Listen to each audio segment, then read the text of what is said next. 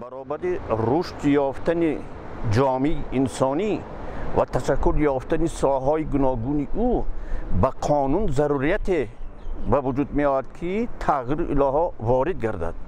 وقتی که ما میگیم که جوانان آینده ما هستند، ما باید رو به جوانان نگاه کنیم و جوانان برای آنها راه گشاییم که آنها مثلا در آینده در نگاه داشتن در اداره کردن دولت امروزی ما سهم گذارند.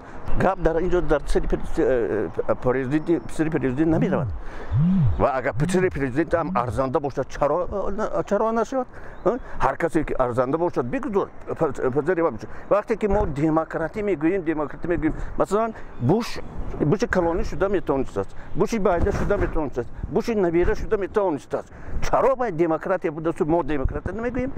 شخصیت هایی هستند که آزرده خاطر هستند، شخصیت هایی هستند که منفیت های شخصی خود را از منفیت های ملت و دولت بالا می دارند. شخصیت هایی هستند که حسد دارند. شخصیت هایی هستند که رشد و تکامل امروزی جمعیتی با چشم خرد نمی بینند و با ترازی عقل پادشاهی سر به چین بر نمی کنند و این خیلی مردم دعوای اون رو دارند که دموکراسی نیست.